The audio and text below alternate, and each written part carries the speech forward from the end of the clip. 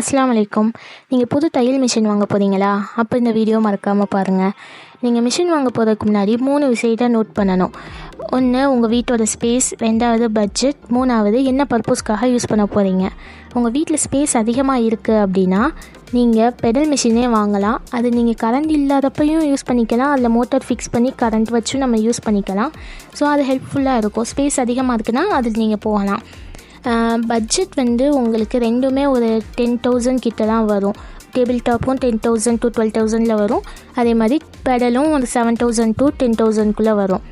So நீங்கள் உங்களோட budget பார்த்துக்கோங்க. அதே மாதிரி ஸ்பேஸையும் கன்சிடர் பண்ணிவிட்டு ரெண்டில் எது உங்களுக்கு ஓகேவோ அது நீங்கள் வாங்கிக்கலாம். உங்களுக்கு ஸ்பேஸ் ரொம்ப கம்மியாக தான் இருக்குது அப்படின்னா நீங்கள் செல்ஃபில் வச்சு யூஸ் பண்ணுற மாதிரி டேபிள் டாப் மிஷின் போகலாம். டேபிள் டாப்பில் ஃபஸ்ட்டு ஸ்டார்டிங் ரேஞ்சில் இருக்கிறது வாங்குறத விட ஒண்டர் ஸ்டிச் மாதிரி நீங்கள் அது வாங்கினீங்கன்னா உங்களுக்கு ரொம்ப ஹெல்ப்ஃபுல்லாக இருக்கும். அதில் நிறையா ஸ்டிச்சிங் ஆப்ஷன் எல்லாமே இருக்கும். அது ரொம்ப யூஸ்ஃபுல்லாக இருக்கும். அதை நீங்கள் வாங்கலாம்.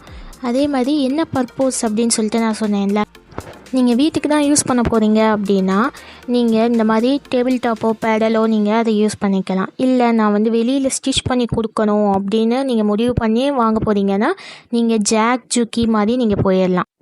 அது பட்ஜெட் அதிகமாக தான் இருக்கும். அது மட்டும் இல்லாமல் ஸ்பேஸும் அதிகமாக ஆக்குப்பை பண்ணும். இருந்தாலும் நீங்கள் வெளியில் ஸ்டிச் பண்ணணுங்கும்போது அதுதான் உங்களுக்கு கரெக்டான சாய்ஸாக இருக்கும். இந்த வீடியோ உங்களுக்கு யூஸ்ஃபுல்லாக இருக்கும்னு நினைக்கிறேன். இந்த வீடியோ பிடிச்சிருந்தால் லைக் பண்ணுங்கள், தெரிஞ்சவங்களுக்கு ஷேர் பண்ணுங்கள். தேங்க்யூ.